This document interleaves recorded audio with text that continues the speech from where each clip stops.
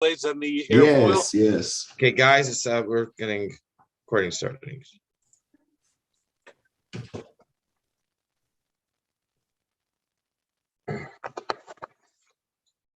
Welcome to Garden of the Spirit, a class studying apples from the orchard for the second time, beginning after Pesach 2014. This class meets in Long Meadow, Massachusetts, the center of the universe, and is held in memory of Malka Ruth Bas Moshe, Margaret Vogel of blessed memory. Apples from the Orchard contains selections of teachings of Kabbalah from the Arizal, Rabbi Yitzchak Luria, based on the weekly Torah portion, superbly translated and explained by Rabbi Moshe Wisniewski. Okay, Alan, what page are we on? 1236. 1236 at the top. And To go back a little. Today, in Shmos, number 3, chapter 3, we said, and we'll be repeating a lot, that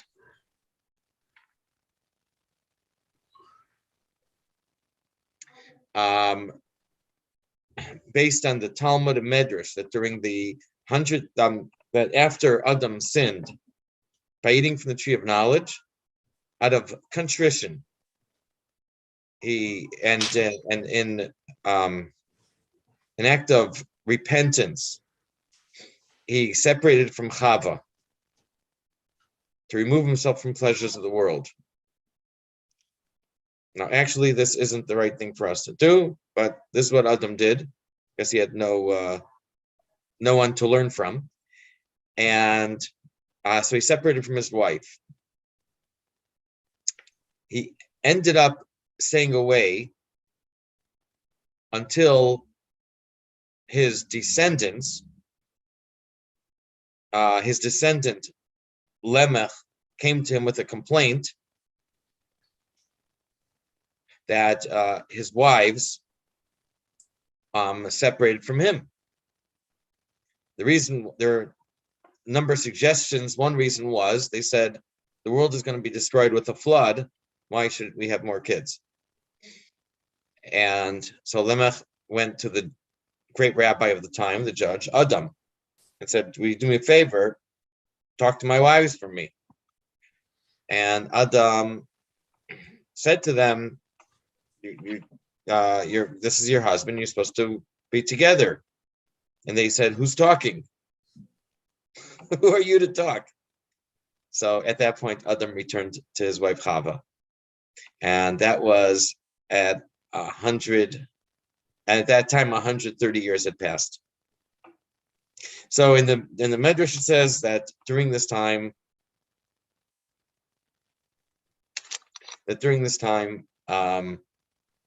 he produced wasted seed, and from that were born demons and evil spirits. They are considered his progeny, his children. I always mention that we talk about this, but it's either a very subtle form, it's inadvertent. Obviously, he would have understood that if he can't control himself, he needs to rejoin with his wife Chava. Be that as it may, so these souls that were produced during this time obviously were taken by Klippa, and now they are in need of repair and to be refined and reclaimed for the side of good from Klippa. We did speak about this. We are going to speak about it. So Okay, these, the thing I needed clarification was that, so these are souls that will every time incarnate in somebody, and they're prone to evil, I guess. Today, we're going to answer that Okay. question Good. in greater detail. Yes, before we said, Lilith, blah, blah, blah, demons. Okay, so that sounds What? complete. In the past, we talked Lilith, 130 years, and demons. And it's like, well, those are somewhere around, but they're not real people that with souls. So now we're talking that those are the sons of Adam. That's how we're going to talk now. Okay, I'm ready to listen. Okay. Good. So if we will to be clarified. Yeah, it will explain. Lilith know that, whether it's an actual thing or whether to us it looks like we might not be aware of another being there, but it's just someone who gets involved in this type of activity.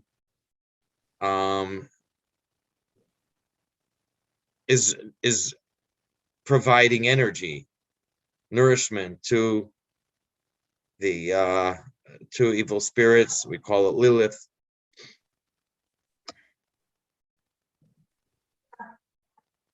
Oh boy. Here we go. Can you see my screen? Not yet. Now we can. Yeah, but I don't think that's the one you want. That's what I want. Okay, this is the Fabian window. Okay. The Fabian stained glass window. Mm-hmm. Okay, you see that guy? I forgot who these guys are. I don't think it's George Bernard Shaw. It's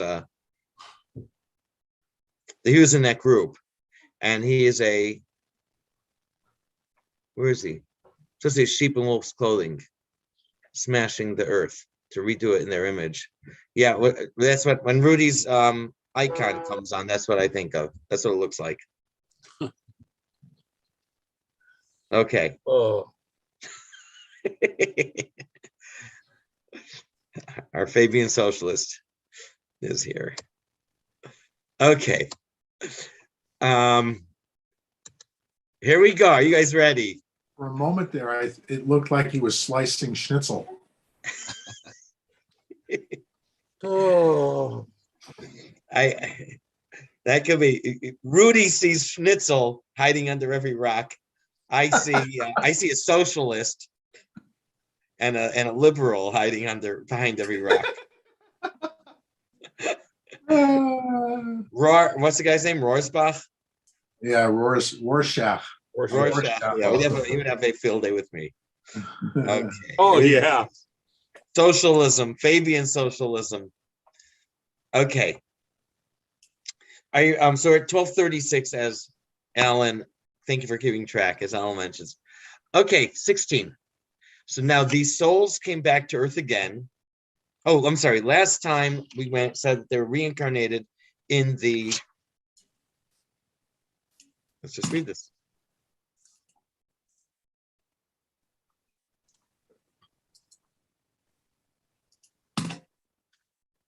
The souls from Adam first came back as a generation of the flood.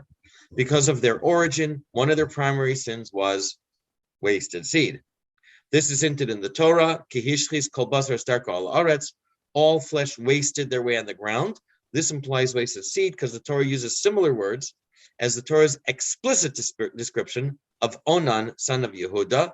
When he would come to his brother's wife, he would cause waste to the ground. So the flood, the flood was the first time these souls were reincarnated.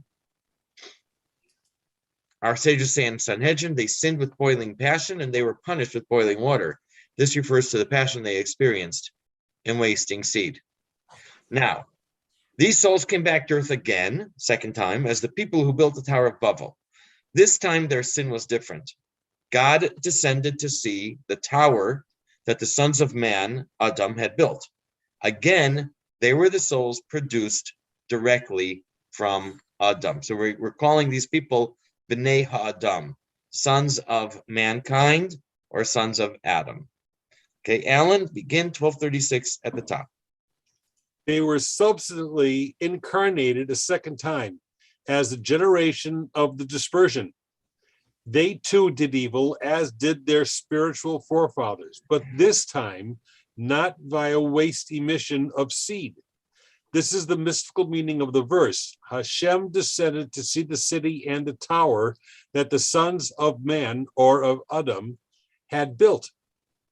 It is stated explicitly in the Zohar and Midrash that the sons of man here means the sons of Adam, indicated that they were his literal offspring in the spiritual sense, in that their souls were those that issued from his wasteful emission of seed.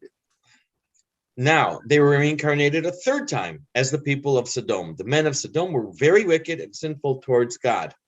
Again, the use of the word wicked, ra, implies they were products of wasted seed of Adam, because ra is the word used by Onan. And by the sons of Yehuda, Er and Onan, that they did, they were wicked in the eyes of Hashem. Go ahead, Alan. They were subsequently incarnated a third time as the men of Sodom. It therefore said of them, the men of Sodom were very evil and sinful toward Hashem, alluding to how they were evil because they issued from Adam's wasteful emission of sin, which is called evil, as was mentioned. Okay. Now, the author, Rabbi Chaim Vital, is not certain that he heard the following from his teacher, the Arizal. He's not clear on what he heard. And that's the following. The wasted seed of Adam actually falls into three categories. The snake is identical with the evil angel of Esav, Sammy. The names of angels, which are not used as names of people, we do not mention. Esav actually had a mark of a snake on his thigh. When Adam ate from the tree of knowledge, the snake injected effluvium into mankind. Adam's seed was therefore intercepted by klipa, which is one form of wasted seed. I'm going to say that again. The snake injected the zuhama, the filth, or the effluvium into mankind. I think the Medrash says that he had relations with Chava. So through this injection from the snake, it, let's say, corrupted Adam's seed. And the seed was intercepted by klipa. So we took perfectly good seed, holy seed, and then corrupted it with the effluvium from the snake. And so I guess that's wasting or ruining good seed. This is one form of wasted seed. Go ahead, Alan. Now, know that I, Chaim Vital, am not sure about the following, for I believe that I heard from my master, the Arizal, that there were three categories of drops of semen that issued wastefully from Adam, as follows. At first, when he ate from the tree of knowledge, having succumbed to the enticements of the primordial snake, the filth of the chief demon, Sammy, who was incarnate as the snake, and who is the masculine aspect of Klipa, invaded and became mixed in with the consciousness of Adam and his wife Chava.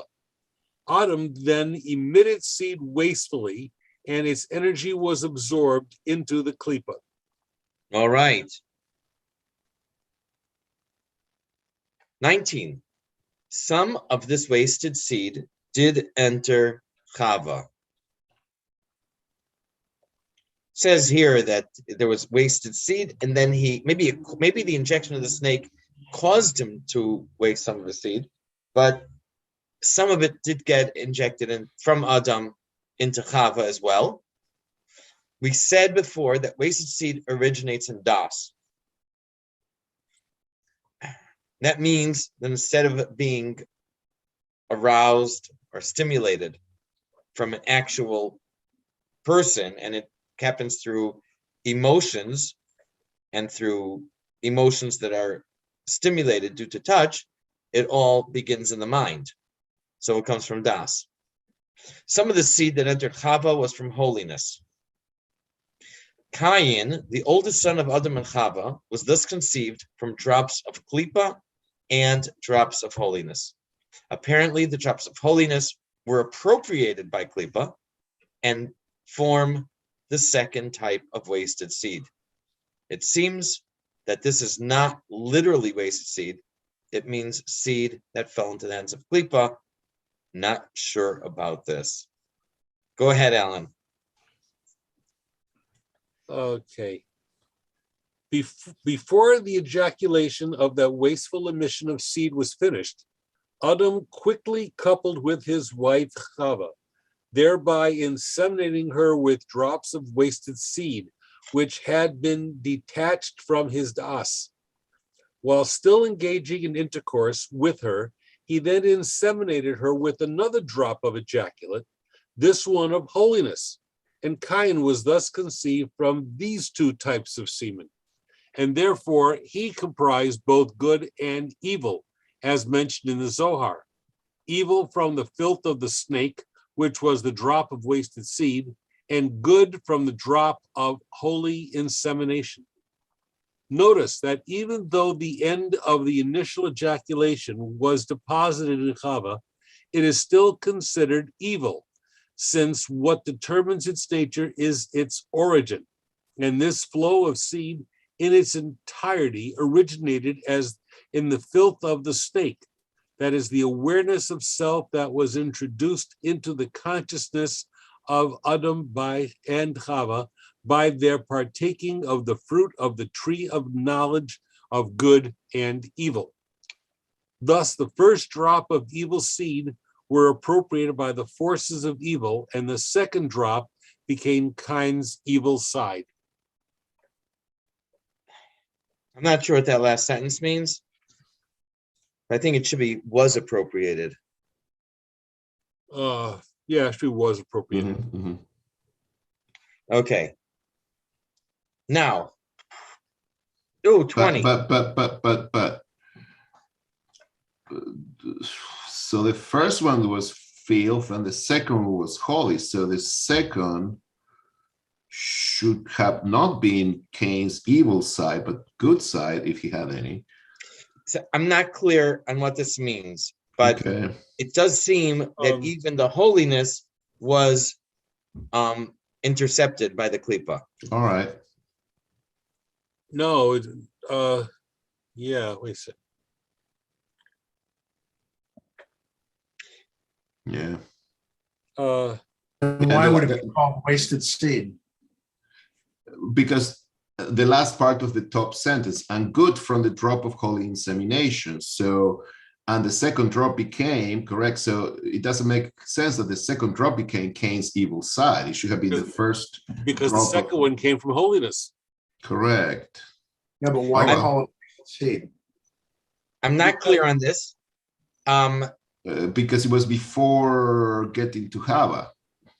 So it was but wasted lingering. Wasted seed is like an onan, right? Where you split on the ground. Otherwise, why would it be called wasted seed? Maybe call it radioactive seed or something like that. Because it carries klipa. I'm not clear, but it could be that being that it was captured by the klipa, in a sense, it's being corrupted by the klipa, and it's now considered wasted seed. It's not. It's literally wasted seed as we think of it today, as we think of it. It's also the intention of where it came from. It didn't come from the idea of populating. I get all that. I just, maybe it's a matter of semantics. I wouldn't call it wasted seed. I would call it something else. But that's the term they're using for everything. That its intention didn't come from copulation with Chava, but from the mind of itself. So therefore, it was not done for proper intention. This is coming for the sake of copulation. But no, this is before the 130 years. At this point, he's together with Chava. Right. So it seems to me, Rudy, that that it means wasted in the sense that it's corrupted and appropriated by klipa, but not literally wasted seed as we know it. All right. That's all I can think of. And as to why this But- second drop became the evil side, if it's But then in actuality, if you use that line of reasoning, okay, then that means that all seed is wasted because we all come from Adam, right? So, a form, yes, that is correct. Well, that was the difference that I was making, because if you take literally the sons of Adam, we are all sons of Adam. But I think they're just referring to the sons of Adam from those 130 years.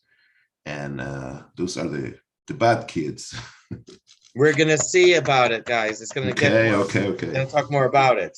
if we all emanate from wasted seed, okay, so is that the root cause of the klipa that we all carry? Is that where it came from? Yes, and it's part of the package. And as I mentioned before, I've seen elsewhere that before the sin of the Garden of Eden, there was no zuma, there was no effluvium, no filth,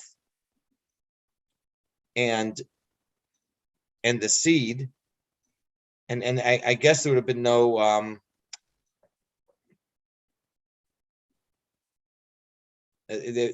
nothing foul.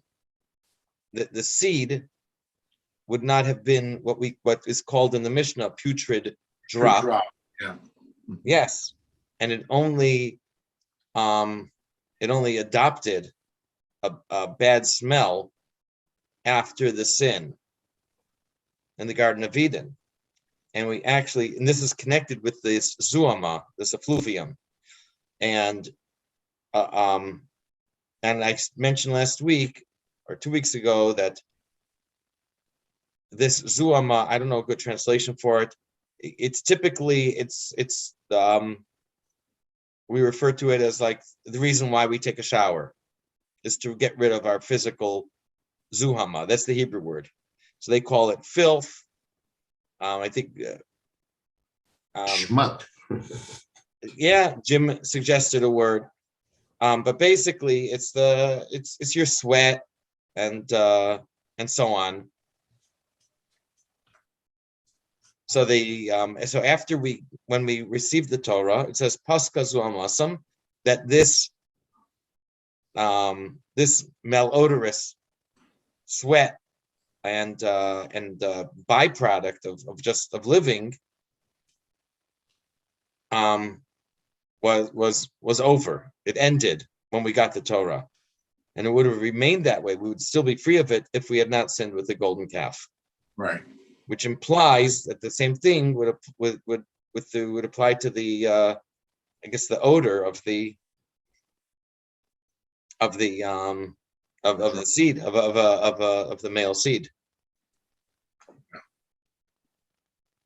So, okay. And then that I did see elsewhere in the Shalah. So maybe it could be, according to this, and again, it's not clear, but it could be that a more accurate term would be corrupted seed. But we don't have that. There is no such expression in Hebrew, corrupted seed. It's a form of wasted seed, although maybe not in the literal sense as we know it. Okay? Yeah. 20. The third type of wasted seed is the seed produced during the 130 years Adam separated from Chava. Earlier, we called this sores of the sons of Adam, Nigei B'nei Adam. Sores of the sons of man is a line from Hashem's speech to King David, that David's son would build the Beis HaMikdash and not David. And Hashem says to David, I will be a father for him, and he will be a son for me. When he sins, I will rebuke him with the sores of the sons of man. Rashi over there says it refers to sons of Adam.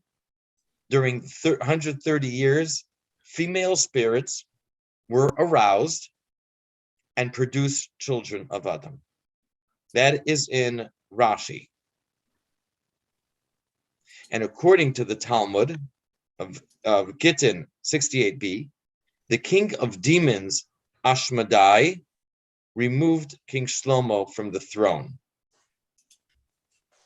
There's a whole story about that.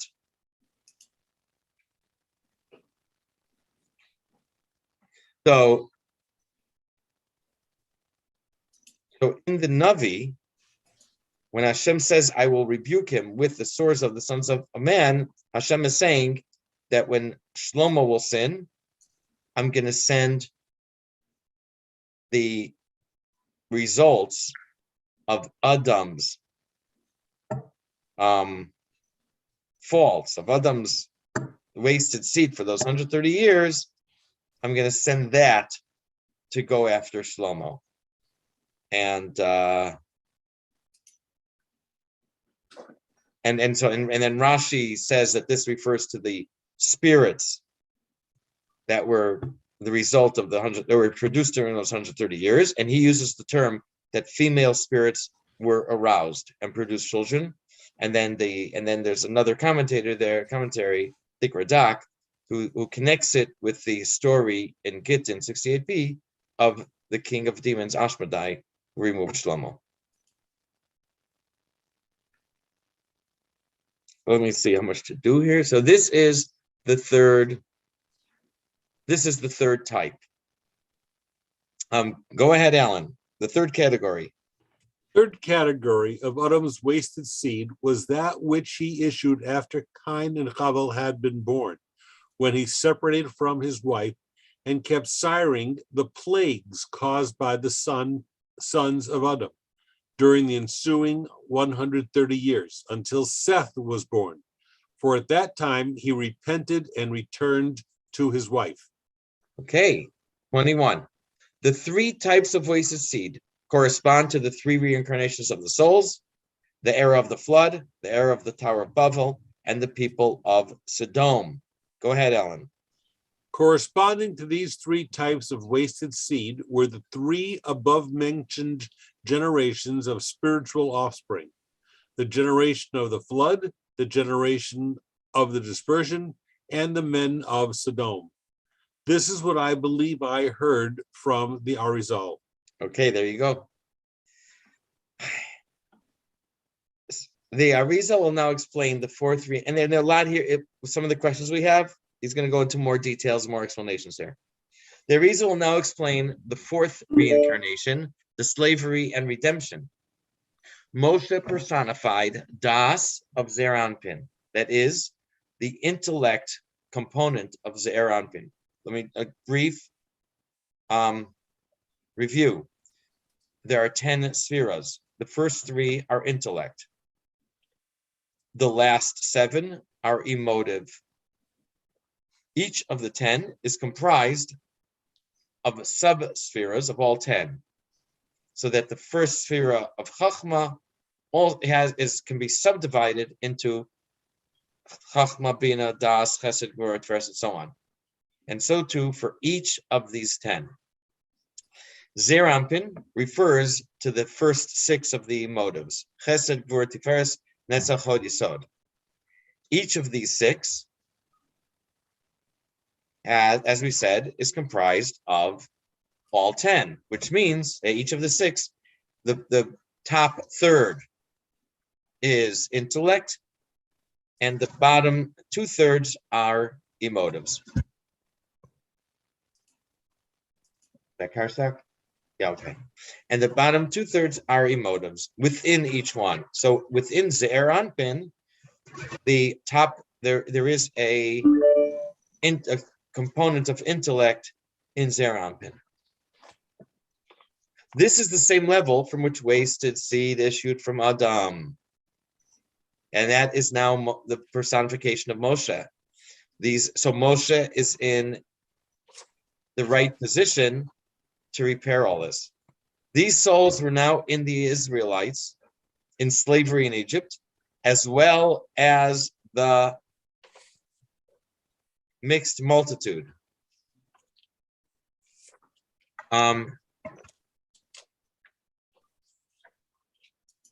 These originated in supernal Das, were branches of the soul of Moshe.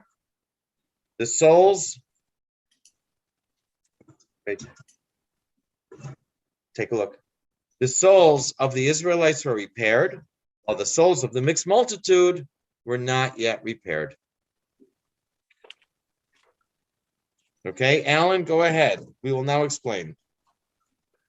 We will now explain how they were redeemed and why they were redeemed specifically by Moshe. We will therefore first explain the mystical essence of Moshe. Keep going. But yes, go ahead. Moshe manifested the Das of Zer Anpin itself, from which, as explained above, the drops of Adam's wasted semen issued. As mentioned, these seminal drops were later incarnated as all the Israelites of the generation of the Egyptian exile. Thus, all Israel who left Mitzrayim, including the mixed multitude, were branches and sparks of the drops of semen that issued from the supernal Das itself, and were thus simultaneously branches of Moshe's soul. However, the souls of the Israelites proper were already rectified, whereas the souls of the mixed multitude were not yet properly rectified, as was mentioned above. By the Das of Zer Anpin itself, the Arizal means, as opposed to the states of Chesed and Gevurah that are present and issue from Das. Okay. Now, 23. The letters of Moshe stand for Moshe, Shes, and Hevel. A quick review. Adam and Chava had two sons in the Garden of Eden, Cain, then Hevel. Cain lived for about according to a medrash, he lived for 130 years, and he lived to see his seventh generation. And Hevel lived. We know Hevel was killed by Cain.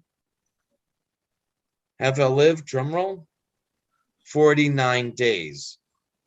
The day he was killed, he was 49 days old. That's it? That's it.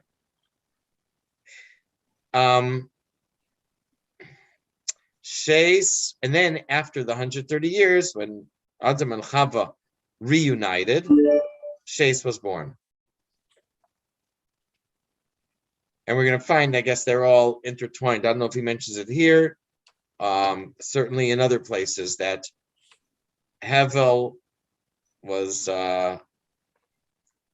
kind of, if you use the word reincarnated, I don't know if that's the technical term, in Shes, and then he was reincarnated through Moshe. Cain and Hevel originated from the Das of Adam within Ze'er Anpin. Cain issued from the 5 states of Gvura of Das, while Hevel issued from the 5 states of Chesed of Das. Okay, Gershon, are you ready? Maybe. 1238. We explained above in our discussion regarding Cain and Abel how Moses' 3 incarnations, Moses, Thes, and Abel, are alluded to by the initials of his name. It was explained that Cain and Abel issue from the Das of Adam itself, Adam personifying Ze'er Anpin. Abel issued from the 5 states of Chesed within Das, while Cain issued from the 5 states of Gevurah within it. Moshe is spelled Mem, Shin, Hey. These 3 letters are the initials of Moshe: Seth, Shim, Tav, and Havel, Hey, Vav, Lamed. Something like that. Okay. Yeah, it's good. Hevel had already been born before Adam separated from Chava, and before Adam separated from Chava and produced the demons and spirits. They were all branches of Hevel's soul. Hevel's soul is a combination of good and evil, weighted toward good. Since he originated in Chesed. This is why branches of Hevel's soul, the souls produced in the 130 years, also contained evil, because Hevel's soul was a combination of good and evil. We just said before that Cain was a combination of good and evil. Now we say Hevel's soul, and later we're going to say that Hevel's soul was all good. So that I don't follow that. But this is what it says here. Go ahead, Gershon, next paragraph. Let us propose our explanation of the spiritual identity of Cain for now, and focus on Abel. When Adam sired all those plagues caused by Adam, this occurred specifically after Abel had been born, during the first 130 years of Adam's life, since they all were sparks and branches of Abel's soul. Okay. Abel's soul was compounded of good and evil. Okay. Albeit more of good than evil, since he was a manifestation of the states of Chesed within that. Thus, in contrast to Cain, who was a manifestation of the states of Gevurah within Das. Therefore, evil was mixed in with his soul branches. That means all those souls who were propagated during those first 130 years of Adam's life, during which Adam had separated from his wife. The implication seems to be that since Cain killed Abel before he was able to finish his task on earth, Abel's soul was restless, seeking its rectification. He was somehow unwittingly drawn into being manifest via Adam's aborted procreations, as if it was trying to seize every opportunity to be reincarnated, but was continuously frustrated in its pursuit because Adam was not coupling with his wife.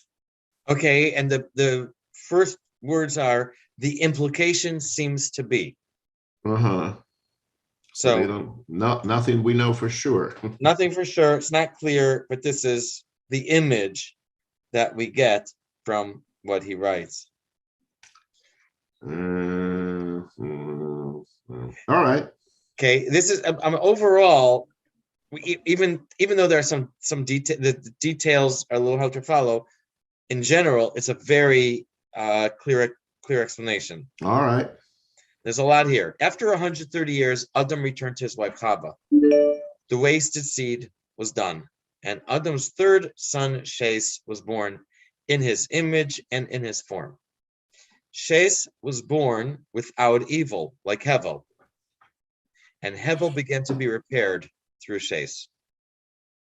It was the branches of Hevel's soul that were also produced from the wasted seed of Adam that were reincarnated during the flood, the Tower of Babel, and the people of Sodom, and in Egypt, 4 times. Go ahead, Gershon. Afterwards, when the issuance of this progeny via Adam's wasteful emission of semen ceased, he returned to his wife, Chava, after 130 years, and fathered his third son, Seth, in his image after his likeness. Seth was good without any admixture of evil, as was the case with Abel, and thus Abel began to be rectified in Seth. Interestingly, the implication here is that it was only after Adam had seemingly exhausted his ability to emit semen in vain that he returned to Eve, as he had to accomplish some purpose by sinning this way. Apparently, Adam was unwittingly processing some aspect of Abel's soul, and it was only after this process was completed that the true rectification of Abel's soul could commence with the birth of Seth. Okay.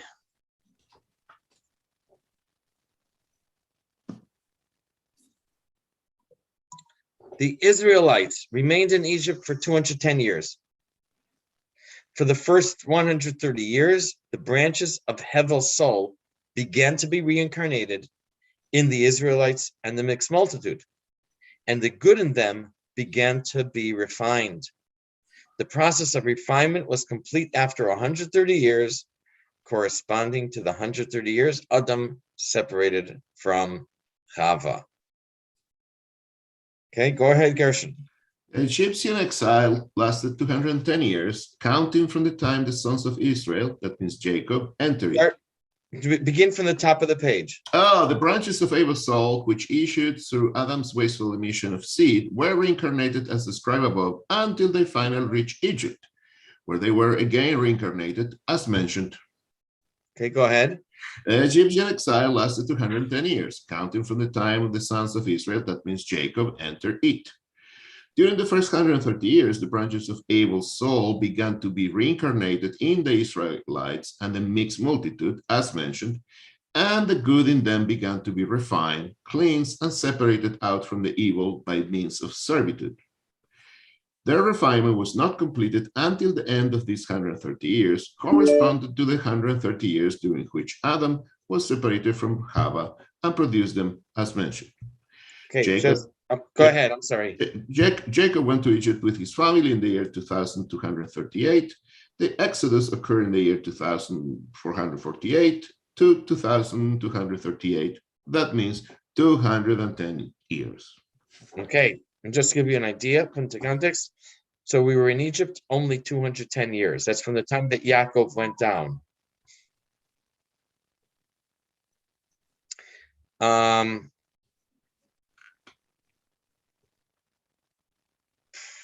Yeah, until we left 210 years. So they were slaves then for what, 70? I'm getting there. Okay, 80 years. Good question. That's why I'm doing this. The Yaakov died after 17 years.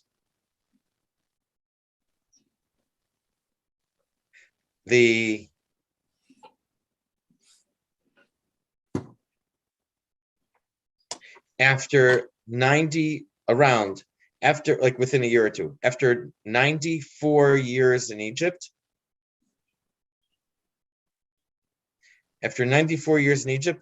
is when the last tribe died. Levi was the last one to die, and that's when the slavery began. And we had slavery for 30 years. And after, what did I say, 96? After 126 years, the slavery turned really bad. In other words, the slavery began 116 years before we left, 30 years of plain slavery, and then 86 years of the harsh slavery.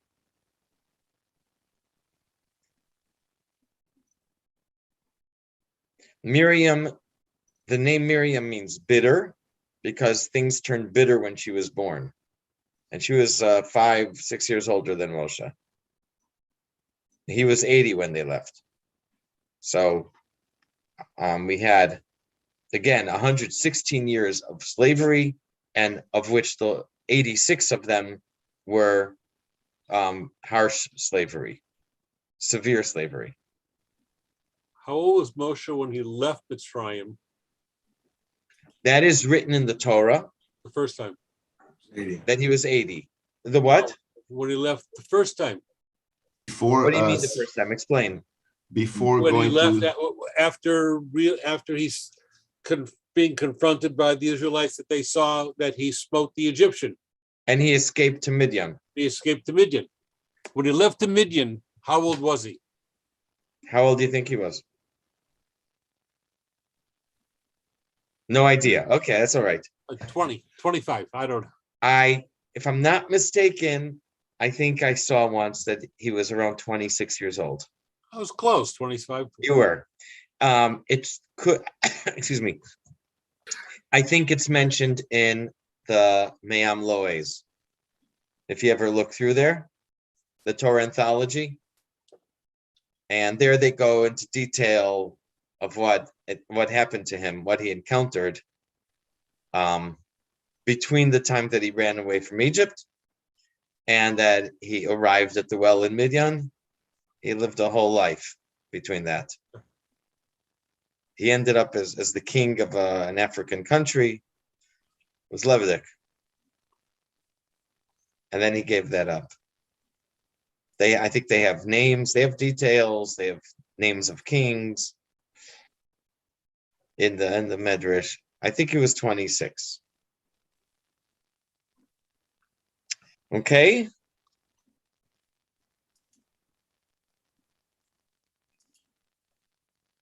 Where'd you stop? Okay, 210 years. Next, 27. Since the Torah says Moshe was 80 years old at the Exodus, and we were in Egypt 210 years, he was born 130 years after we arrived in Egypt. And you probably know his mother actually was born as they entered Egypt. Moshe personified Das and was only born after all the sparks of good were separated from evil. So this is about 36 years since the slavery began, and Moshe's grandfather Levi had died. Okay, Gershon, continue. After the purpose of their incarnation and their refinement was accomplished, Moses was born. As is known, Moses was 80 years old when they left Egypt, and 130 plus 80 equals to 10. This is because Moses, who personified Das itself, which is wholly good, could not appear until all the good sparks had been separated from the evil adhering to them. Thus, as soon as their purification process was completed, he was born. Okay, and apparently this is connected because he was Das. 28. Part of the process of purification was the babies being thrown into the river. Hello, where's the grammar sheriffs? Apostrophe. Errand. What? You need No. the possessive to modify the gerund. What? The gerund. No. No. Baby's plural. Yeah, it is plural. It's plural It's not apostrophe. possessive. There's no apostrophe. The babies being thrown into the river. Right. The baby. Being is a gerund. And you have to modify it with the possessive. No. Part of the process of purification. It's cheap. It's just a chukchik. Yeah. Was the decree. It's called a gerund anyway, not a gerund. Gerund. That's how we It's in say Chicago. The process doesn't belong there. No. Part of the process of purification was the babies being thrown into the river. Once Moshe was put into the river, the decree was over, and no more babies were thrown in the river. This is also in Medrash. Moshe said, Right. because of me, you guys were saved. As we said, when Moshe was born, the refinement of souls was complete, and it wasn't necessary to be purified by being thrown into the river, into the water. Okay, go ahead, Gershon. It is for this reason that the sages said that the same day on which Moses was cast into the Nile River in his wicker basket, Pharaoh's decree to cast all the newborn boys into the river was annulled. For at that point, all those souls had completed their rectification, as mentioned, and did not need to be rectified any further by being cast into the river. Okay. 29. Just as Adam separated from Chava, Moshe's father Amram separated from his wife Miriam after Aaron was born. Wife Yocheved. Wife Yocheved. Thank you. Not Miriam. Okay. His wife Yocheved, after Aaron was born, reunited with her when she was 130. Adam separated from Chava until the dross was cleansed from him. Go ahead, Gershon, page 1240. Wait, before you go on, I have a question. Yes.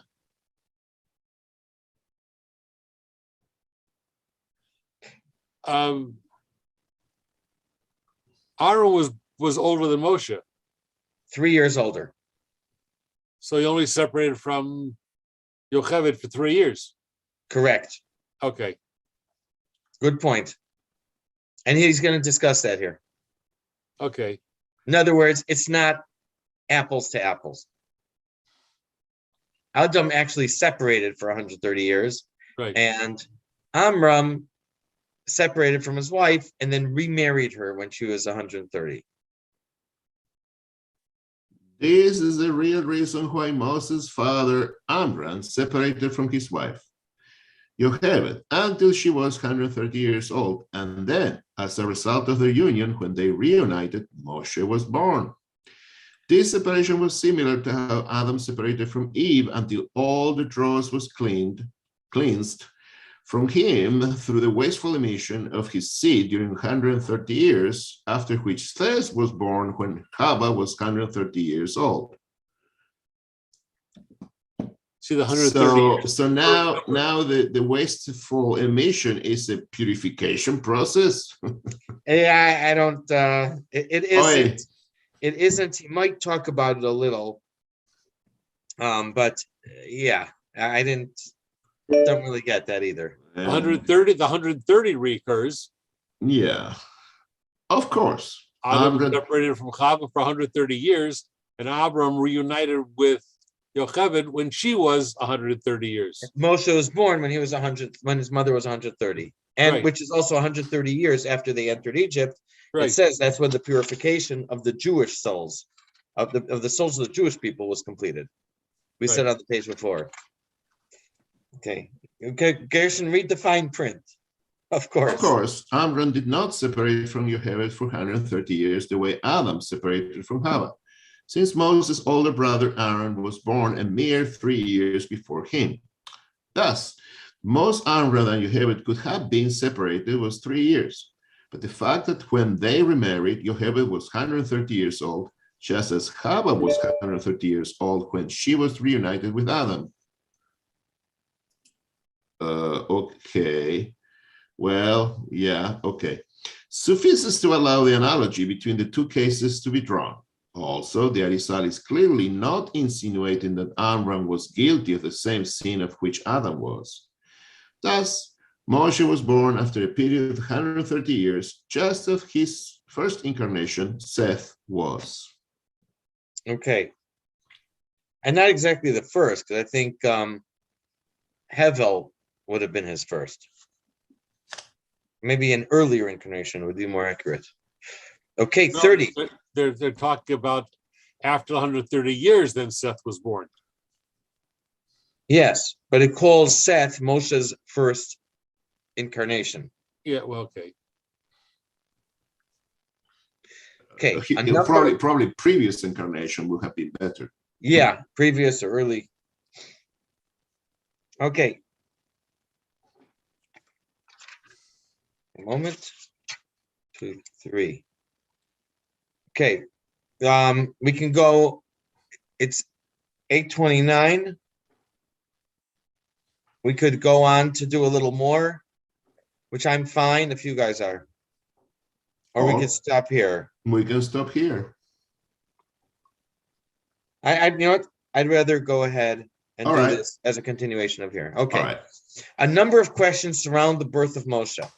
Aaron was only 3 years older than Moshe. Why didn't Amram separate from his wife earlier? And now in Pshat, we have an answer that it was at that time that Paro decreed that the babies be thrown into the water. But we're going to look for a different answer. The Torah refers to Moshe's mother as a daughter of Levi to teach that her youth was restored to her. Why was a miracle needed for her to conceive if she had just given birth to Aaron a few years before? And finally, why was it necessary for Amram to remarry Yocheved before Moshe could be born? Again, there is an answer in Pshat that he divorced his wife when Paro decreed that the babies be thrown in the water. He remarried her when his daughter Miriam told him that through his action, there would be no Jewish girls that would be born. So he remarried his wife. Okay, so we have these 3 questions. Gershon, go ahead. This explains. This explains why there had to be so many exceptional circumstances surrounding Moses' birth. For his brother Aaron was born to his mother Yocheved 3 years before Moses was. So why did Amram separate him from his wife only then, and not before Aaron was born. And why was the miracle necessary for her to conceive? As the sages tell us, that she is referred to in the Torah as a daughter of Levi, in order to imply that she regained her youth before she could give birth to Moses. Again, only 3 years before this, she gave birth to Aaron, so no such miracle was evidently necessary then. And finally, why did Amram have to betroth her again and remarry her before Moses could be born? There are answers to the first and third questions in the contextual understanding of the Torah, Peshat, as Rashi notes. Amram is separated from Yocheved on account of Paro's decree to drown all Jewish male offspring in the river, which was promulgated after Aaron would have been born. Amram had to remarry Yocheved because he had divorced her in order to separate from her. But the fact that all these steps seem to be requirements for the birth of Moses to occur gives rise to the questions as the Arizal phrases them. All right, and now the answer, the explanation. During the first 130 years in Egypt, the branches of Hevel's soul were repaired. Chava obviously played a big role in Hevel's soul being infected with the fluvium from the snake. Now, when Yocheved turned, I think when it says when she turned 130, her soul became attached to Yocheved's soul. I think when Yocheved turned 130, Chava's soul became attached to Yocheved's soul, so she could be in, so that Chava can be involved in the repair. Just as Chava gave birth to Sheis after 130 years, Yocheved gave birth to Moshe at the age of 130.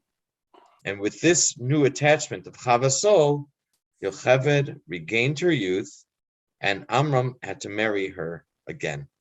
Yeah, Mazel Tov. Go ahead.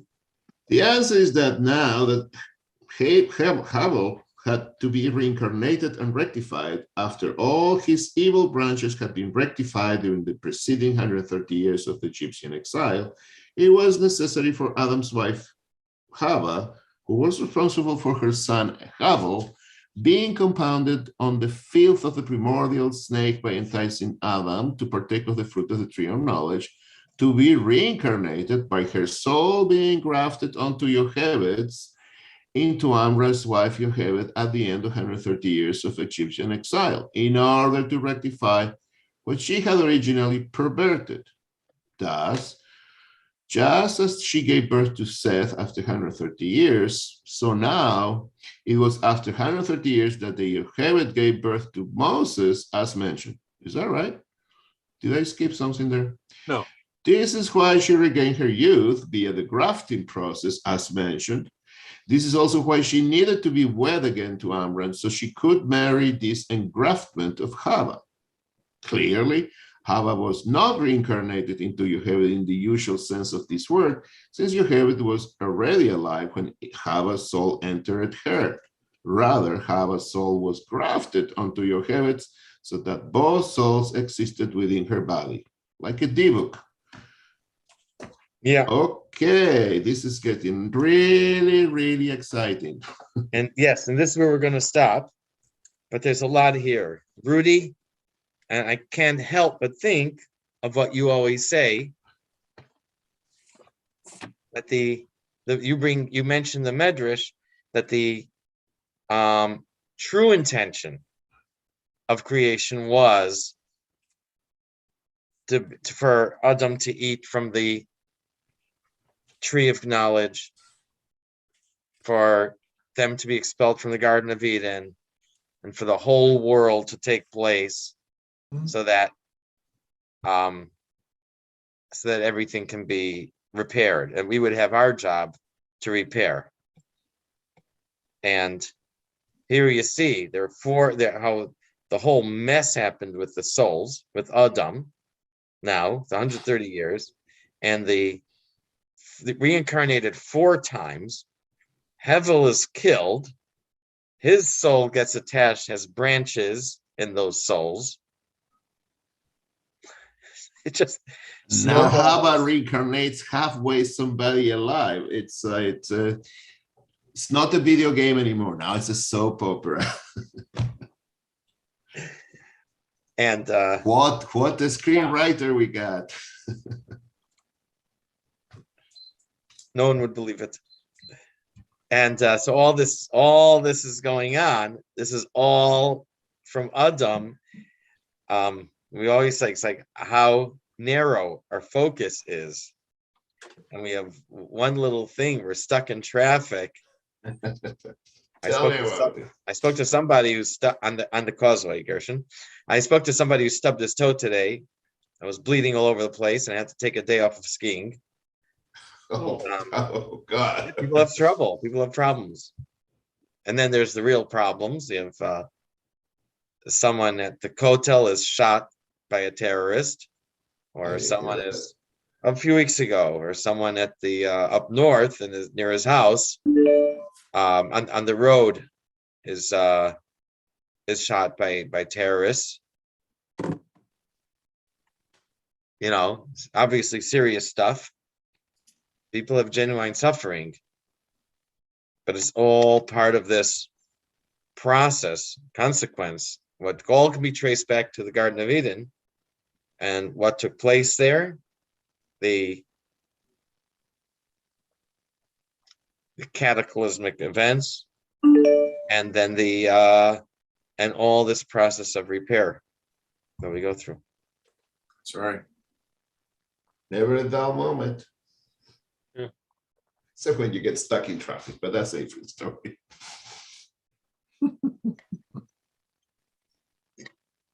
Oy. Rudy, Or just- comments? No, I think, I mean, the way you handled it and wrote it out, it's all very self-explanatory. I just had one question on your notes.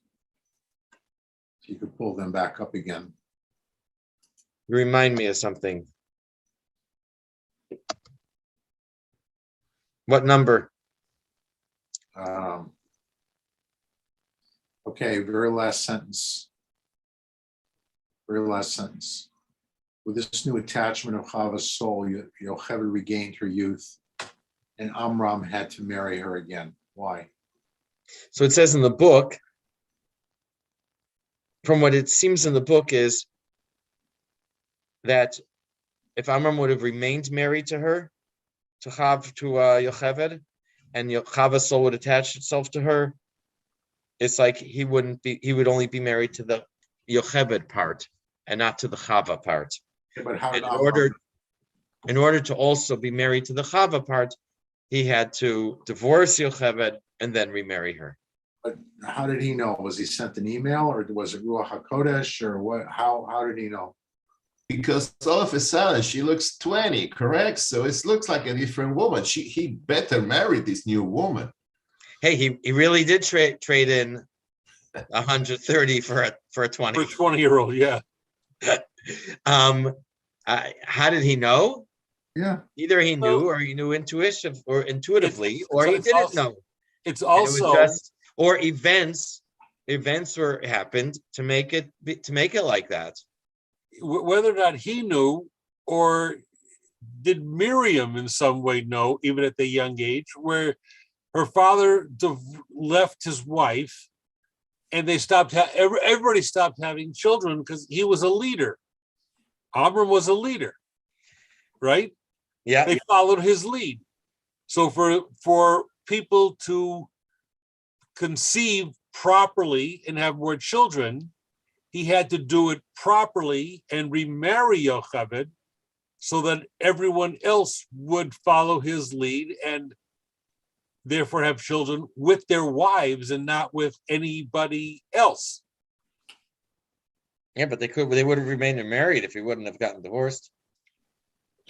Well, he got divorced so that he would have no way of having children with her. He was under no obligation to multiply if he was not with her.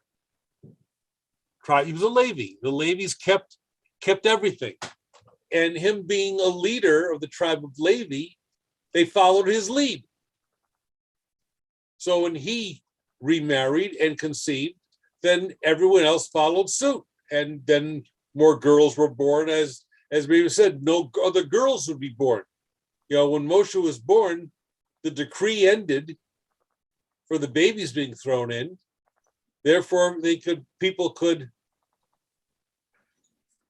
Be were safe. able, they could have children safely and not worry.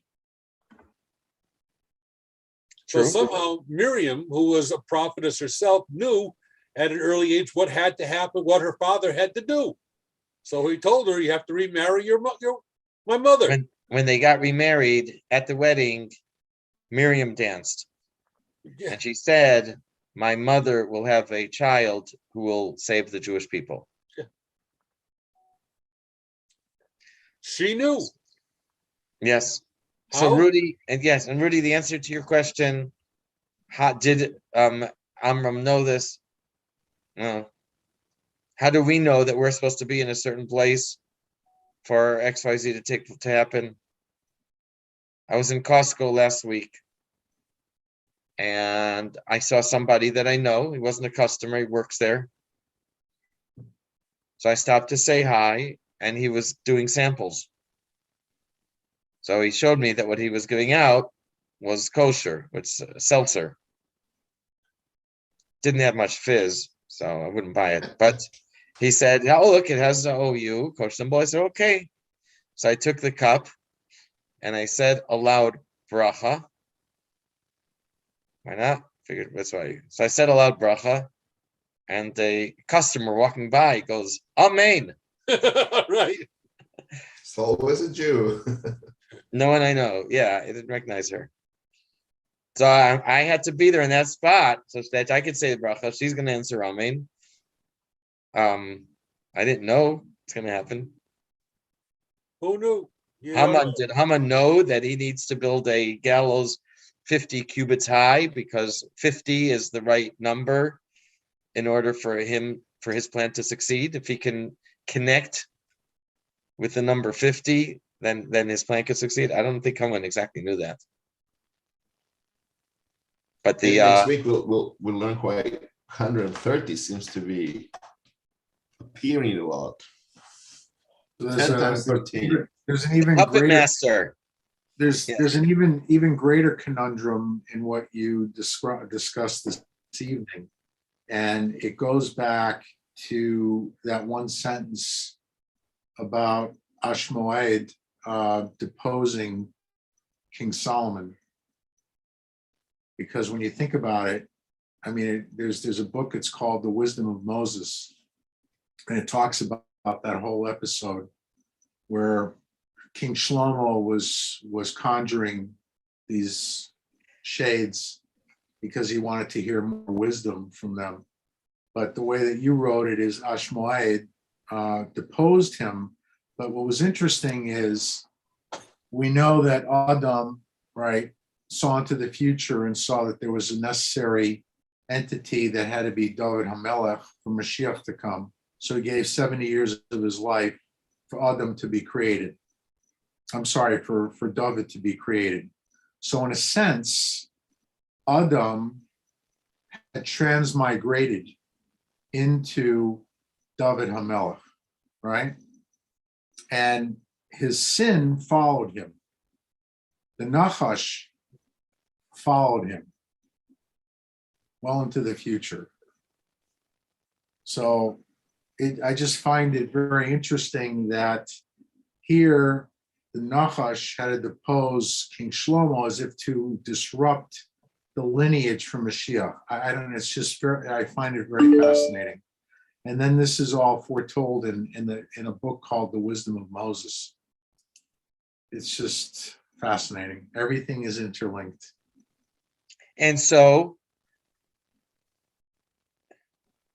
here we are, we're all born in the middle of the 20th century. You know, we're all about the same age. Born in the middle of the 20th century. Where were our souls before we were born? The last incarnation. Was it 5 years before me, I or you were born? Was it 50 years before, 100 years before? 1,000 years. Did my soul know your soul? I told you I have someone here I do I say I do business with. Guy's not Jewish. He's from Poland. I told him my grandfather is from Poland, from such and such a city. And this guy came over when he was 12 years old. He said, yeah, he says, he actually is from a town like 10 or 15 miles away from the city. I said, for all I know, my grandfather did business with your grandfather. Who knows? Yeah. Okay, I make a joke out of it. Well, Right. usually I tell people is maybe my grandfather lent your grandfather money and hasn't paid back yet. Yeah. But I wouldn't say it this way. But I make a joke out of it. But who knows where I was, who I was, 30 years or 50 years before I was born. I don't know, where did I just see?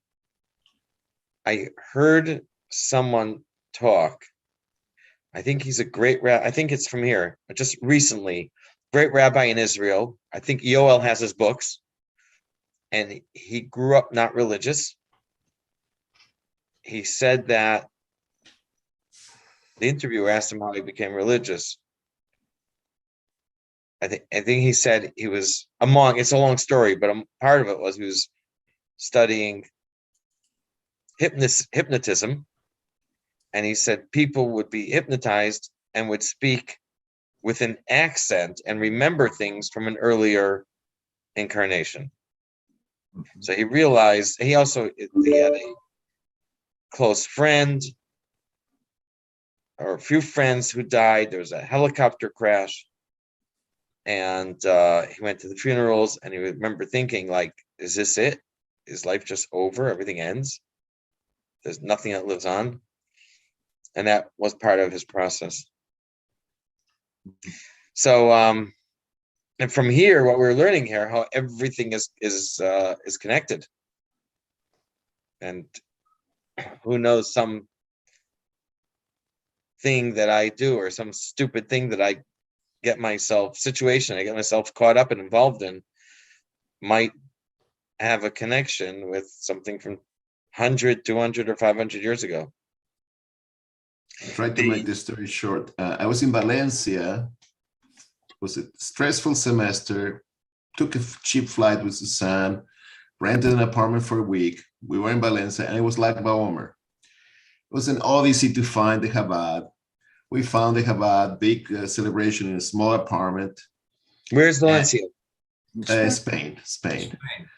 So there was an Israeli there who did lots of things, not sure of what to believe. He was living there with the Israeli wife and the Israeli kid, and the kid was learning Spanish. Anyhow, so he said that he did therapy by life regression. And I listened, I didn't say a word. And he recommended a book. And the book, I think, is a Jewish guy right here in Mount Sinai Hospital. And he had a case where he hypnotized this lady and she goes back in different lives. So she's beginning to solve the problems in her present life with experiences that good or bad from the previous lives. It's very, very interesting. And doesn't have that much new to us because, I believe in reincarnation. So all these, like you say, hypnosis and all these facts that can be verified on previous lives, it's very, very interesting. These people use it for moving forward in this present life. That's what these guys do. This Israeli and the other doctor. So I was flabbergasted. And so did he remember you? Did he recognize you? You still recording? You cut me in line. And the Israeli most likely cut me in line. All I remember, the meat was from France, the wine from Israeli was the great Lag BaOmer. And I tried to donate to this guy, and he couldn't go through the website, couldn't take PayPal. It's like, okay, I owe you money. It was a great Lag BaOmer. Very nice. So very nice. Thank you. So one of the things I'm thinking from this is seeing, okay, the whole class this week, last week has been about wasted seed. Okay. We're still recording, right? Yes. Okay. Wasted seed, and thanks for reminding me. I have it on my mind. Doesn't hurt anyone. It's not forced violence. It's nothing. It's just one person by themselves. And what you see here is the great damage that it caused. And I'm thinking with everything else, where a person says, I'm doing something, it's my house, whatever it is, I'm not hurting anyone. Doesn't have to be something so drastic as our topic here. It could be something different. It could be just doing something to waste time and not studying Torah. But you think, as long as I do it, whatever I'm doing private, my own time, it's my business.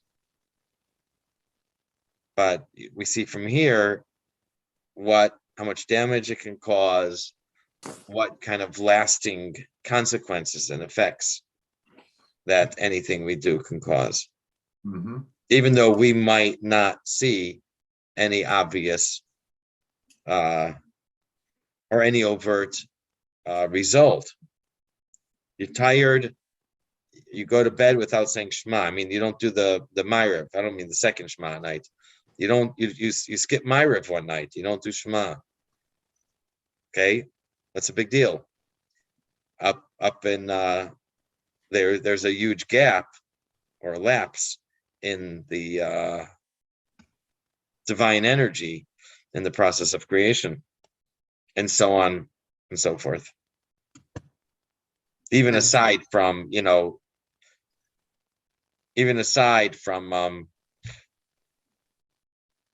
buying a TV at Best Buy, a large screen, keeping it for a week to watch the Super Bowl, and then returning it afterwards. Even aside from that, I just saw a story. 2 people in Brooklyn were arrested for husband and wife. They did like $1 billion or several multi-billion-dollar theft of Bitcoin. Yeah. Oh yeah. A few years ago. I saw that. You saw it 4 or 5 years ago. I heard that. Yeah. Just to add to the pot, my aunt looked for God everywhere and followed this guru that tried to make it westernize all his learnings in India. And by the way, he's a few boxes away from Marilyn Monroe in a cemetery in California. Apparently, his body didn't decompose. From who? Paramahansa Yogananda, Son Yogi, correct? And he's all for searching for God and getting to God. That's the goal. And spilling the seed is a big no-no. From very spiritual explanation. Energy, you're wasting energy, and it's very bad for your soul, blah, blah, blah, blah. So it's just to say, it's not just us, it's not, so somebody else recognizes that this is not a trivial waste. There's an Israeli, psychologist, died many years ago. But I did read from him that he says that, like, psychological, it has implications. It shows a person like unable to or doesn't have relationships and focuses inward. So there are many issues. So one is it's what you said. The ego was introduced by Sami, and people do this for their ego, for their personal pleasure or whatever. So that's one part of why is this not a good thing to do. So it's spiritually very detrimental. And we said last week with this widespread Notchnia's internet, we wonder how things are going to be happening, because we expect that the youth would be And I think there's a popular singer, some girl, I think she's 20 years old, and she wishes that that would not happen to her, that the availability of whatever Nochnia's material would not be available. And she feel, and I was so happy that a young person, popular, I have no idea what she sings, spoke against something that we trivialize. Not we, but Some of the singers get their careers through singing in church. And then they're I gonna don't know anything about this girl. then they're gonna have some, I don't know this, but they're gonna have some certain religious values. I was glad. She seems popular, and have not a note. I don't know what she sings about, but I was happy that a young person speaks up for something that's